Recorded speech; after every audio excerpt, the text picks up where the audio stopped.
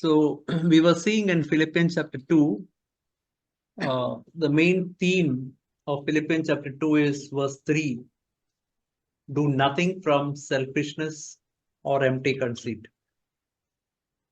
जो हमने फिलिपियों का दूसरा अध्याय का अध्ययन हमने शुरू किया और उसका जो सबसे विशेष जो बात उसमें बताया गया है वो है कि हम जो भी हम करते हैं हम उसे जो है दीनता से करना चाहिए और विरोध या झूठी बड़ाई के लिए उसे ना करें.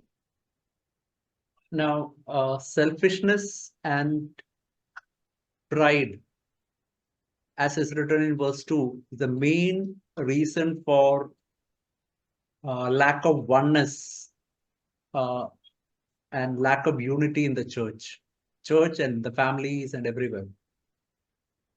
और जैसे हमने दूसरे वचन में देखा है कि घमंड जो है वो हमें एक मन होने से या हमें एकता में रहने से हमें रोकता है, ये कलीसिया में और परिवार में भी.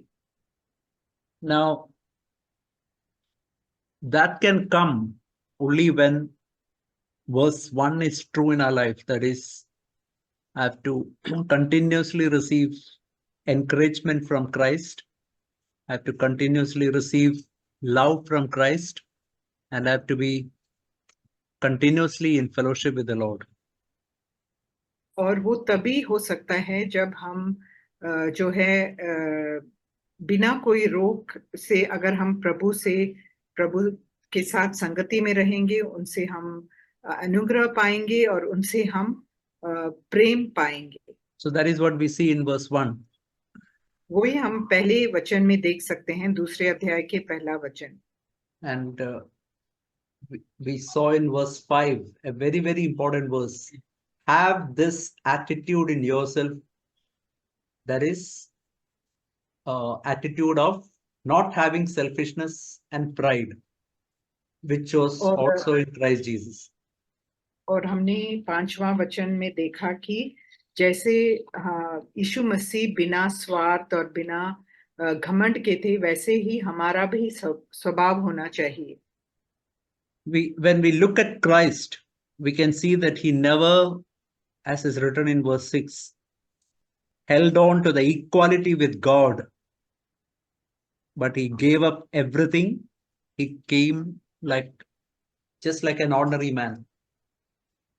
और जैसे 6वें वचन में लिखा है कि यीशु मसीह ने परमेश्वर के स्वरूप में होकर भी उन्होंने जो है परमेश्वर के तुल्य होने को अपने वश में रखने की वस्तु ना समझा. And he came down and became an ordinary man. और वो इस दुनिया में आए और एक साधारण मनुष्य के रूप में आए. He again humbled himself, became a slave, a servant, a bond servant. और वो उससे भी अपने आप को उन्होंने नम्र किया और वो उन्होंने अपने आप को एक दास के रूप में प्रस्तुत किया. And by dying on the cross, he even became a criminal for us. और वो एक अपराधी भी बन गए अपने आप को क्रूस पर उन्होंने बलिदान करके. That is the reason why God exalted him. इसीलिए परमेश्वर ने उनको सबसे ऊंचा नाम दिया. Exaltation, we can say, when we humble ourselves, Bible says God will exalt us. जिस प्रकार परमेश्वर के वचन में लिखा है, अगर हम अपने आप को नम्र करेंगे तब प्रभु हमें उठाएगा. Exaltation means we'll be closer to Jesus in our walk with Christ. और ऊंचे उठाए जाने का मतलब है कि हम यीशु मसीह के नजदीक और उनके साथ हम उनकी जो साथ हमारी सहभागिता जो है वो ज्यादा होगा. Now we'll see in verse 12 and 13. So then, my beloved, just as you have always obeyed, not as in my presence only, but now much more in my absence, work out your salvation with fear and trembling. For it is God who is at work in you, both to will and to do for his good pleasure. और अभी हम जो है 12वां और 13वां वचन पढ़ेंगे। इसीलिए है मेरे प्रियो, जिस प्रकार तुम सदा से आज्ञा मानते आए हो, वैसे ही अब भी न केवल मेरे साथ रहते हुए, पर विशेष करके अब मेरे दूर रहने पर भी डरते और कांपते हुए अपने अपने उद्धार का कार्य पूरा करते जाओ, क्योंकि परमेश्वर ही है जिसने अपनी स्वेच्छा निमित्त तुम्हारे मन में इच्छा और काम दोनों बातों के करने का प्रभाव डाला है। So here we see that Paul is telling this in continuation to what he said just before. और जो उन्होंने पहले कहा है उसके एकदम बाद वो इन दोनों बातों को समझाते हैं। Where are we called to obey all the time?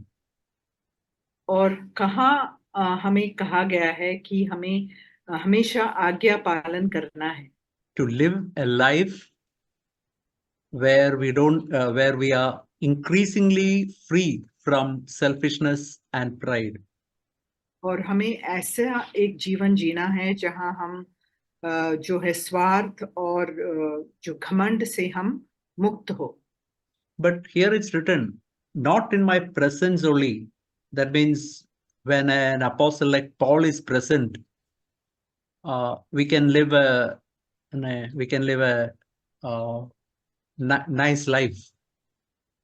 और जैसे यहाँ कहा गया है कि वैसे ही अब भी न केवल मेरे साथ रहते हुए, तो इसका ये मतलब हुआ कि सिर्फ जब एक बहुत बड़े जो प्रेरित साथ में हैं, सिर्फ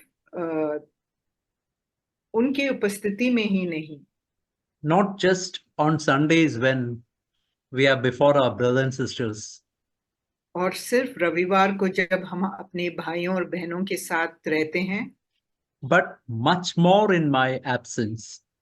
लेकिन उससे भी बढ़कर जब वो हमारे साथ नहीं है तब भी। Why much more? Because on Sundays we don't face much temptation, but on Monday to Saturday we are facing so many temptation in different places. That's why we are called to obey much more in the absence. और ये कहा गया है कि अब मेरे दूर रहने पर भी जो है आज्ञा पालन करना चाहिए, क्योंकि जो रविवार को जब हम कलीसिया में मिलते हैं तब हम इतना ज्यादा जो है परीक्षामय नहीं पढ़ते हैं, जैसे हम दिन ब दिन के जीवन में जो हमें बहुत सारे परीक्षाओं का सामना करना पड़ता है। Just imagine all our conversation. Just imagine today, it's what, 7:15. Imagine all our conversation for this day is recorded and played in the church. How will that be? आप कल्पना करके देखो कि आज का दिन जो भी आपने बातचीत किया है, सुबह 7 बजे से अभी तक जो भी बातचीत किया है, अगर वो रिकॉर्ड किया जाए और रविवार को हमारे जो भाइयों बहनों के बीच में अगर वो जो चलाया जाए तो कैसे रहेगा। Now take a step further. Imagine all our thoughts are displayed just like on a TV screen. Today, all the thoughts that came to our mind from morning till now is displayed. How that will be. और इससे भी बढ़कर अगर हम अपने विचारों के बारे में सोचें, तो अगर हमारा हर एक विचार जो है अगर एक टीवी के जो स्क्रीन पर अगर जैसे दर्शाया जाता है वैसे अगर दर्शाया जाएगा तो क्या होगा। Now our desire should be, our aim should be, Lord, the life which other people see in my life and the life which I have got inside, the gap between these two should become increasingly narrower and narrower and narrower. और हमारी अभिलाषा ये होनी चाहिए कि जो हमारी अंदरूनी जीवन है उसमें और जो हमारी बाहरी जीवन है उसमें जो अंतर है वो कम होते जाए। But if it is becoming wider and wider, we are going in a different direction. लेकिन अगर उनमें जो अंतर है वो बढ़ता जा रहा है तो इसका मतलब हम एक गलत रास्ते में जा रहे हैं। If we have got fear of God, By fear of God, what I mean is, Lord, I don't want to hurt you in any way, in my thoughts or words or in any area. If that is there in our life, then we'll be careful to live before God. और अगर हमारे अंदर परमेश्वर का भय है, तो इसका ये मतलब है कि हम नहीं चाहते कि हम किसी प्रकार से प्रभु को चोट पहुंचाएं। तो अगर ऐसा हमारा इच्छा है, तो हम हमारा जीवन जो है आगे बढ़ पाएगा। So that is what God wants in all of our life, that there is a true fear of God. And then what will happen is we learn to live before God. और प्रभु भी यही चाहता है कि हमारे अंदर ऐसा एक भय हो, और फिर हम जो है परमेश्वर के जो उपस्थिति में जीना सीखेंगे। I think it's written in Jeremiah chapter 32:40. I think it's written, I'll put my fear in your heart. और यिर्मयाह 32 का 40वें वचन में लिखा है कि मैं अपना भय तुम्हारे दिल में डालूंगा। See, that is when we truly live in repentance, God will put his fear in our heart. तो इसका ये मतलब है कि जब हम पश्चाताप में रहेंगे, तो प्रभु हमारे अंदर उनका भय डालेगा। Then we'll be really obeying him much more in the absence when nobody sees us. तब हम जब जिसकी उपस्थिति नहीं है, तब भी हम जो है सब आज्ञा को मानेंगे। And then it's written, work out your salvation with fear and trembling. और फिर उसके बाद में हम देखते हैं कि ये लिखा है कि डरते और कांपते हुए अपने अपने उद्धार का कार्य पूरा करते जाओ। So is there anything that I have to work out my salvation? Isn't it the salvation already completed? और इसका क्या मतलब हुआ कि क्या कोई काम अभी बाकी है हमारे उद्धार के लिए? क्या वो काम मसीह ने पूरा नहीं किया है? See, for the punishment of my sin, I cannot do anything. That work God has completely done on the cross. Jesus has done completely on the cross. जो मुझे दंड मिलना चाहिए मेरे पापों के लिए, उसका जो कार्य है वो अब उसके लिए मैं कुछ नहीं कर पाऊंगा, और वो सब प्रभु ने पूरा किया है। But with respect to the salvation from the power of sin, there is a part that I have to do. लेकिन इस विषय में जो है कि मेरे पाप से मुक्ति पाने के लिए, पाप के जो शक्ति से मुझे मुक्ति पाने के लिए मुझे उसके लिए कार्य करना पड़ेगा। For example, Bible says, flee from youthfulness. Now, imagine I'm sitting before a laptop and one picture comes, or on a newspaper I see a picture. There is where I have to flee from that youthfulness. That is a part that I have to do. जैसे कि एक वचन है जहाँ कहा गया है कि मुझे जो है जवानी के जो लालसाएं हैं उनसे मुझे भागना है। तो अगर मेरे सामने कोई जो न्यूज़पेपर है और उसमें कुछ ऐसे चित्र हैं, तो उन बातों से मुझे भागना पड़ेगा। But it's written, work out your salvation with fear and trembling. लेकिन यहाँ लिखा गया है कि भय और कांपते हुए, डरते और कांपते हुए उद्धार का कार्य पूरा करते जाओ।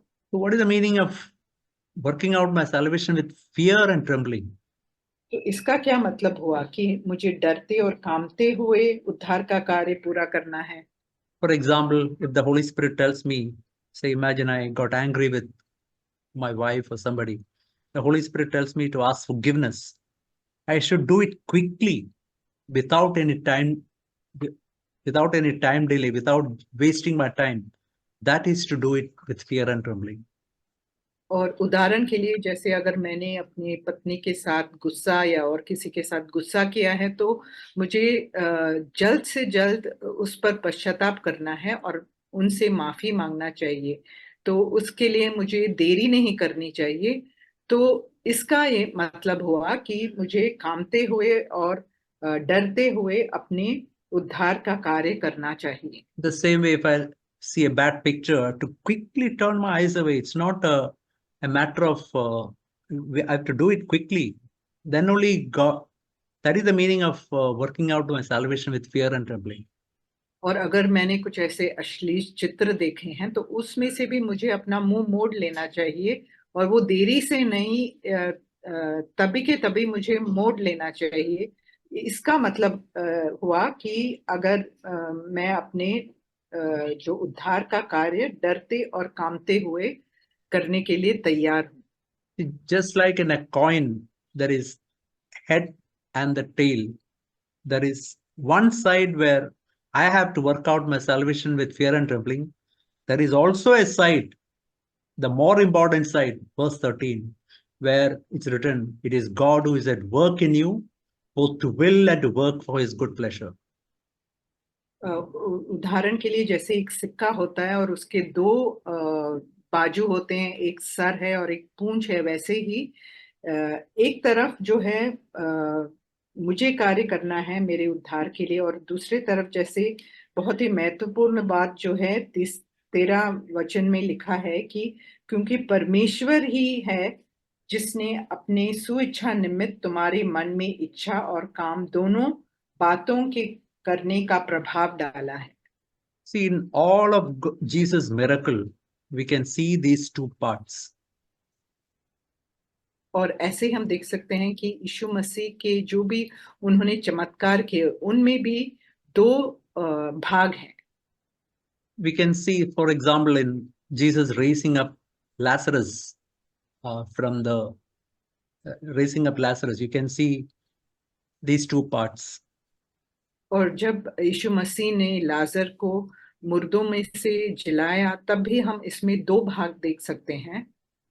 Jesus said, remove that stone from that tomb, where that stone which was covering the tomb side. तो यीशु मसीह ने कहा कि उस कब्र से उस पत्थर को हटाओ। Now, who has said that word? It is God the Almighty. Jesus has said it.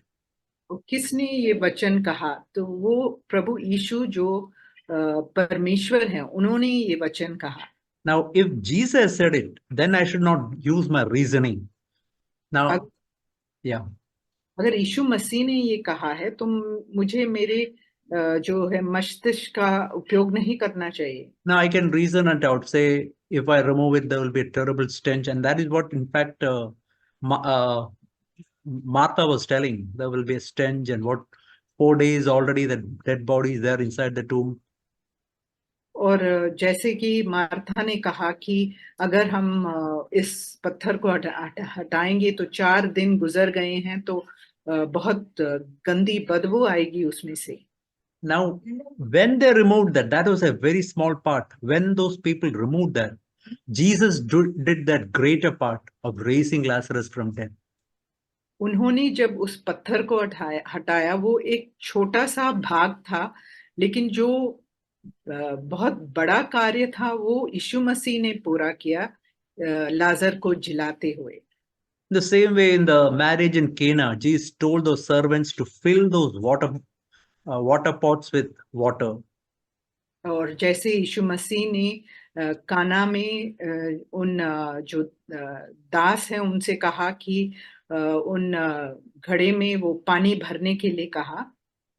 So they can ask, what is the point of filling all these water pots with water? But the important thing is who said it.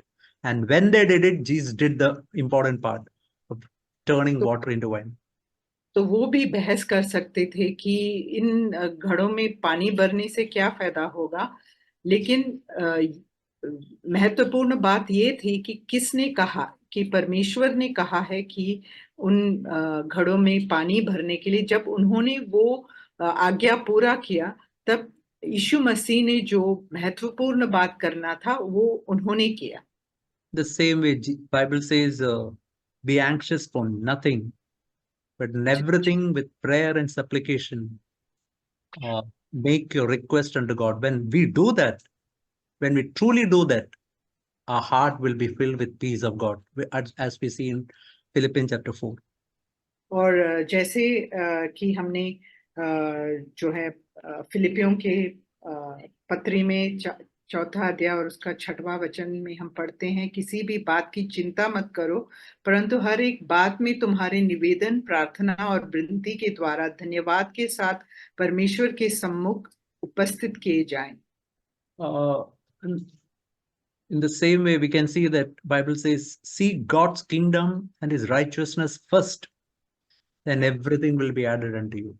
और जिस प्रकार वचन में ये भी कहा गया है कि पहले जो है परमेश्वर का राज्य ढूंढो तो बाकी जो भी है वो मिल जाएगा तुम्हें। So here in verse 13 we see that God is at work in us, both to will and to do for his good pleasure. और जैसे कि यहाँ 13वें वचन में, दूसरा अध्याय के 13वें वचन में लिखा है, परमेश्वर ही है जिससे अपनी सुइच्छा निमित्त तुम्हारे मन में इच्छा और काम दोनों बातों के करने का प्रभाव डाला है। This is an amazing word that here is written, that when we really look to God and work out our salvation, God is the one who is working in us, both to give us a willingness to obey and also the ability to obey. तो यहाँ ये एक बहुत ही अद्भुत वचन है, क्योंकि यहाँ कहा गया है कि जब हमारे अंदर वो लालसा रहती है तब परमेश्वर ही हमारे अंदर कार्य करते हैं कि हमारे मन में वो इच्छा और वो काम करने का प्रभाव वो डालते हैं। So that is what in Hebrews chapter 8 verse 10, those verses are telling. और जिस covenant which God makes with us is, I will put my laws in their mind and I will write them in their heart. और जिस प्रकार इब्रानियों का 8वां अध्याय और उसके 10वें वचन में कहा गया है कि परमेश्वर जो है अपनी वाचा उनके दिलों में और मनों में वो डालेगा। So there is a work the Holy Spirit does. Just like Holy Spirit wrote those commandments in the tablets of stone, Holy Spirit can write his commandments in each of our heart. और ये जो है पवित्र आत्मा का कार्य है, जैसे कि जो उन पत्थर के जो 10 नियम थे वो लिखे गए थे, वैसे ही परमेश्वर जो पवित्र आत्मा है वो हमारे हृदयों में अपने जो है नियमों को लिखेगा। For example, when I get up in the morning, I automatically take my brush and brush my teeth. And that is almost like is written in my heart. Like that, God can make his commandments to be written in my heart. जिस प्रकार जब हम सुबह उठते हैं तो पहले हम अपना जो है ब्रश करते हैं, किसी को हमें ये वो बात कहनी नहीं पड़ती है, तो वैसे ही जैसे वो हमारे दिल में लिखा हुआ है और वो हम करते हैं, वैसे ही प्रभु हमारे अंदर कार्य करता है, अपना ही प्रभाव डालता है वो। There is a big difference between Old Testament and New Testament. और नई वाचा और पुरानी वाचा में बहुत अंतर है। I'll just want to show you one difference we can see in Deuteronomy chapter 4. और हम जो है इसको हम देख सकते हैं व्यवस्था विवरण 4था अध्याय and verse 12 and 13.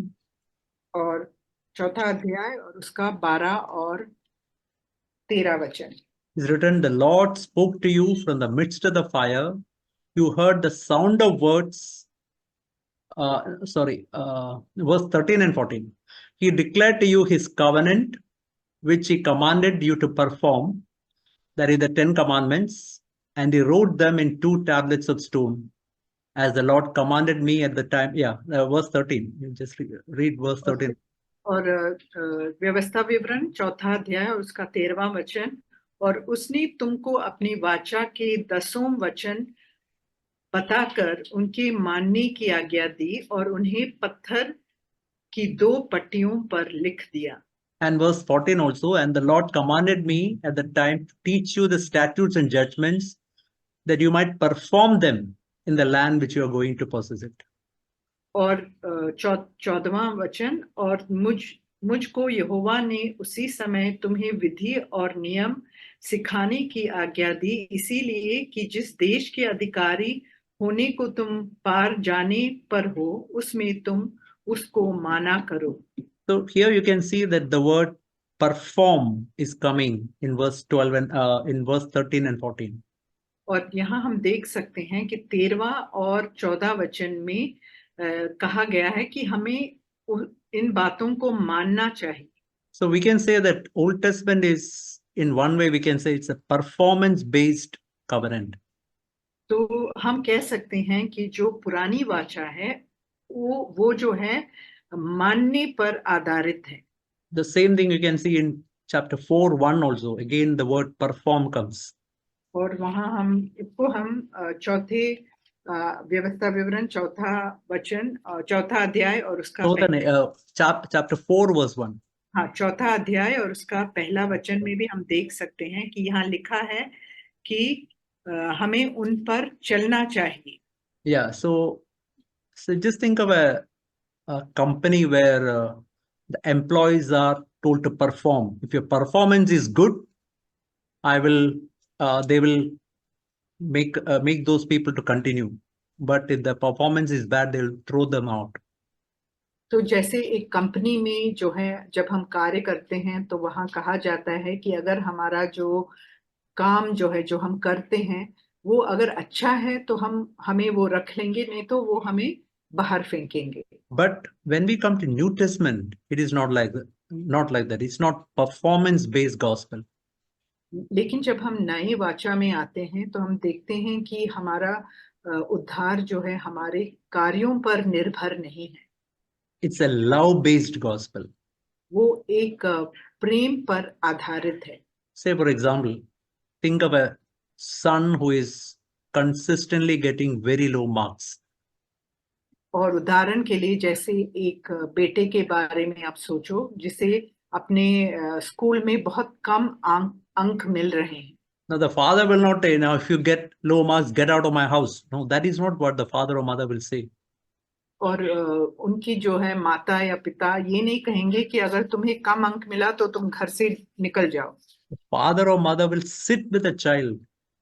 Maybe he will continuously sit with the child and help the child in whichever possible manner so that slowly he can improve. और जो माता और पिता है वो ये प्रयास करेंगे कि उस बच्चे को जितना भी बार चाहे वो मदद करें और उनकी सहायता करें कि उनके सहायता से वो आगे बढ़ पाए. Slowly he can come to passing mark level, then to second class, first class, and distinction. Like that, the father and mother will sit with the child and help the child. और वो जो है बेटे के साथ बैठेंगे और उनको मदद देंगे कि उनका जो है अंक धीरे धीरे बढ़ते जाए, पास मार्क तक आए, फिर दूसरे क्लास तक उनका मार्क्स आए, फिर पहला दर्जा तक आए और इस प्रकार डिस्टिंक्शन भी उन्हें मिल पाए. ऐसे धीरे धीरे उनमें प्रगति हो, इसके लिए वो सहायता करेंगे. The most wonderful thing in the new covenant is that God has put his Holy Spirit inside us. और सबसे अद्भुत बात ये है कि परमेश्वर ने अपनी पवित्र आत्मा हमारे अंदर डाला है. We read in John chapter 14. और इसके बारे में हम यूहन्ना के 14वें अध्याय में पढ़ सकते हैं. We can see in chapter 14 verse 15 is written, if you love me, you will keep my commandments. और हम यूहन्ना का 14 अध्याय और उसके 15वें वचन में हम देखते हैं कि यदि तुम मुझसे प्रेम रखते हो तो मेरी आज्ञाओं को मानोगे. See, to love Jesus and to keep my commandments, I am not able to do that. और यीशु से प्रेम करना और उनकी आज्ञाओं को मानना मैं अपने ही खुद के प्रयास से नहीं कर पाऊंगा. But just see the two verses which are coming before that and the verses which are coming after that. लेकिन उसके पहले जो 2 वचन आ रहे हैं और उसके बाद में जो 2 वचन आते हैं उनको आप देखें. We can see in verse 13 and 14, whatever you ask in my name, I'll do it, that the Father may be glorified in the Son. And verse 14, I'll ask, if you ask me anything in my name, I will do it. और 13वां वचन, जो कुछ तुम मेरे नाम से मांगोगे वही मैं करूंगा कि पुत्र के द्वारा पिता की महिमा हो. यदि तुम मुझसे मेरे नाम से कुछ मांगोगे तो मैं उसे करूंगा. But what are we called to ask? But लेकिन हम किस चीज के लिए मांगेंगे? We can see in verse 16, I will ask the Father and he will give you another helper that he may be with you forever. और उसका उत्तर हम 16वें वचन में देख सकते हैं कि मैं पिता से विनती करूंगा और वो तुम्हें एक और सहायक देगा कि वह सर्वदा तुम्हारे साथ रहे. And in verse 17 is written, he'll be within you. और 17वें वचन में लिखा है कि वो तुम्हारे अंदर होगा. So Holy Spirit, the third person of Trinity, is my helper in helping me to love Jesus and to obey him. और जो तृत्व का जो तीसरा व्यक्ति है वो हमें मदद करता है, हमारे सहायता करता है कि हम यीशु मसीह से प्रेम कर पाएं. So that this Holy Spirit is the one who is going to help me in getting the word of God written in my heart, which gives me the willingness to obey and the ability to obey.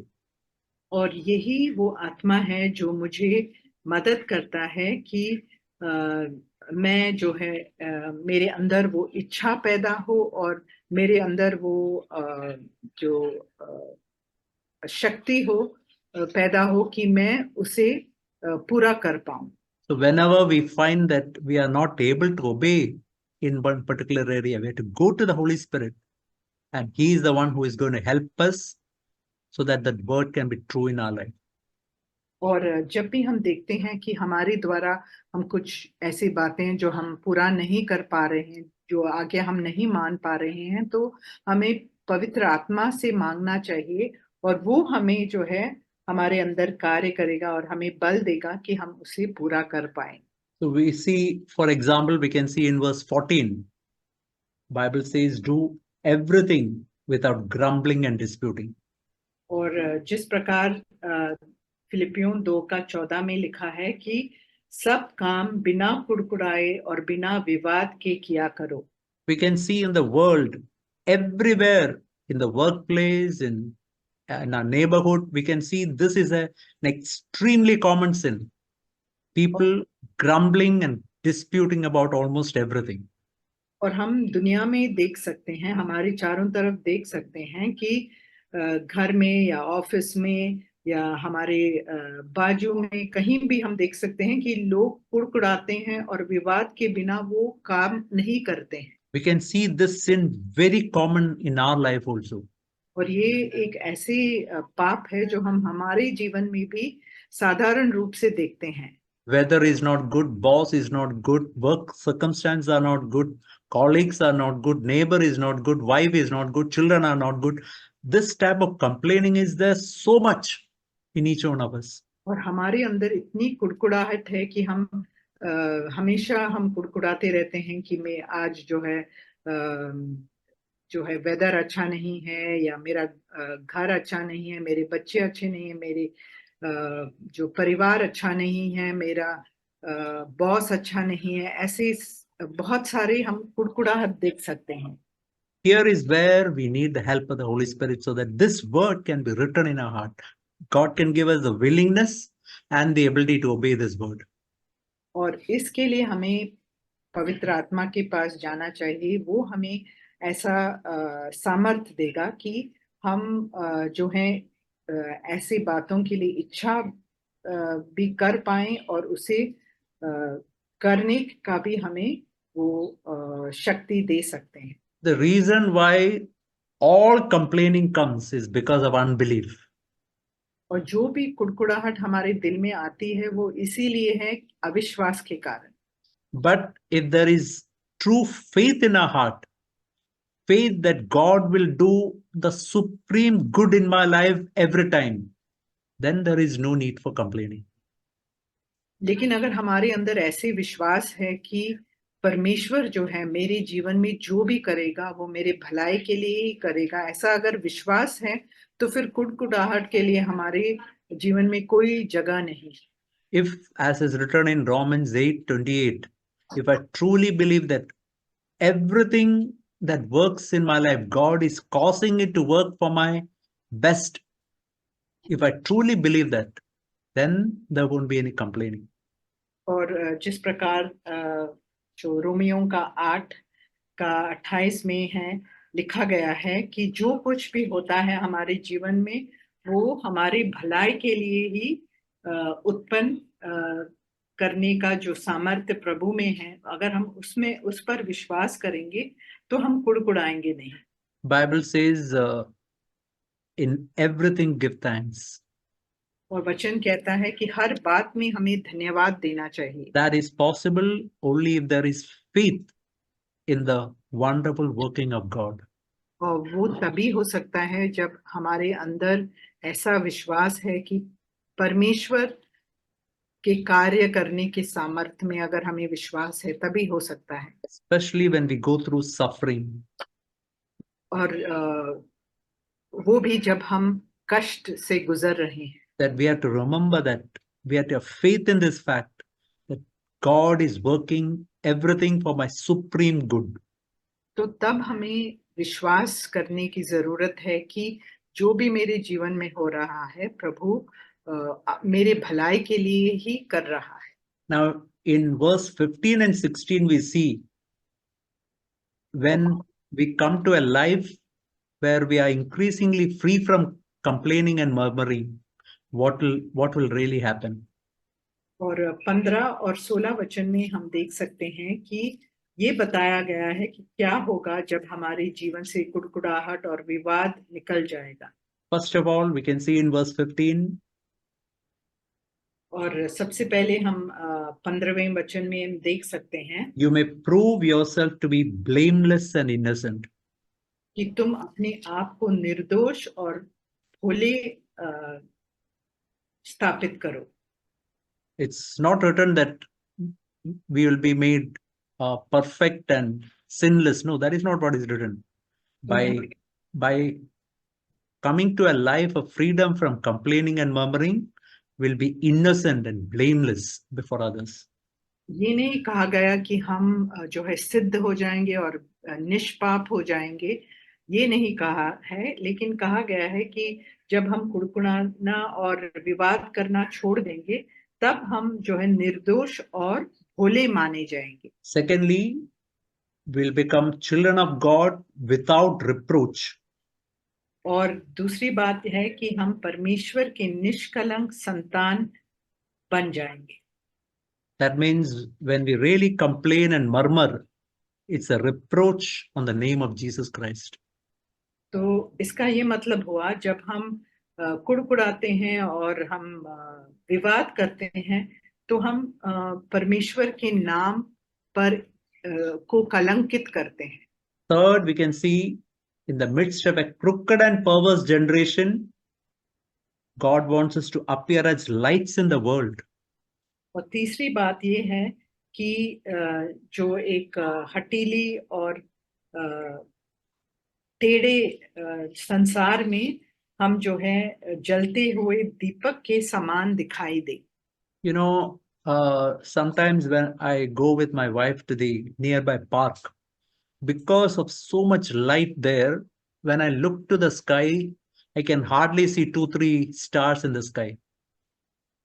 तो जब मैं अपनी पत्नी के साथ जो पास में जो पार्क है वहां जाता हूँ रात को, तो क्योंकि शहर में इतना प्रकाश होता है, जब मैं ऊपर जो आकाश पर देखता हूँ तो मुझे सिर्फ 1 या 2 सितारे दिखाई देते हैं। But you know, I remember whenever I go to Kerala, My place is in a little village area. When I look up, I can see countless number of stars.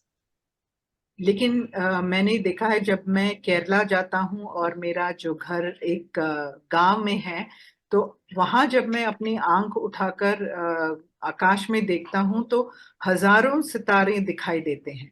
So when it is pitch darkness, we can see so many stars just like that. When the world is pitch darkness with all complaining and murmuring, God wants us to shine as lights in the world. तो उसी प्रकार जैसे एकदम घोर अंधेरा हो और जब हम इस दुनिया में जहाँ कुड़कुड़ाहट और विवाद और हठीले लोग होते हैं, तो उनके बीच में ऐसे घोर अंधेरे में हम जो है एक जलती दीपक के समान हम दिखाई दे. Fourthly, holding fast the word of life. और चौथी बात ये है कि हम जीवन के वचन को हम उसको पकड़े रहें. It is God's life in us, the word of God which brings life in us, which leads us to such a life. और जो परमेश्वर का जो जीवित वचन है, वो ही हमारे अंदर भी जीवन पैदा कर सकता है. A life free from complaining, a life of thankfulness. और ऐसा जीवन जो कुड़कुड़ाहट से मुक्त है और आनंद से और धन्यवाद से भरा हुआ. That is the word that I can manifest. That kind of a life is the life I can manifest in the world. और ऐसा जीवन मैं इस दुनिया में दिखा पाऊंगा. And lastly, it's written in verse 16. If I live such a life, we can see I will not run my Christian life in vain and my toil is not in vain. और जैसे 16वें वचन में लिखा है कि अगर ये सब बातें मेरे जीवन में पूरा होगा, तब जो मेरा दौड़ना है और मेरा परिश्रम करना व्यर्थ नहीं होगा. So, my dear brothers and sisters, I want to stop here today. Let's really desire for such a life free from complaining and murmuring. और भाइयों बहनों, मैं यहीं पर जो ये अध्ययन है खत्म करना चाहता हूँ. प्रभु हमें मदद करे कि हमारा जीवन कुड़कुड़ाहट और विवाद से मुक्त हो जाए. A world where all the people are full of complaining and murmuring. God wants us to live a life of thankfulness. और जहाँ हम एक ऐसी दुनिया में जी रहे हैं जहाँ कुड़कुड़ाहट और विवाद से भरा हुआ है, ऐसे जगह में हमें जो है बिना कुड़कुड़ाहट और विवाद के बिना हमें एक धन्यवाद और आनंद का जीवन बिताना चाहिए. When we ask the Holy Spirit to do that work in our life, when we ask Him continuously, He can write that commandment in our heart. May God help us. और अगर हम निरंतर पवित्र आत्मा से इसके लिए हम मांगेंगे, तो प्रभु ये हमारे जीवन में वो पूरा कर पाएंगे. Thank you, sister, for wonderful translation. Thank you, brother.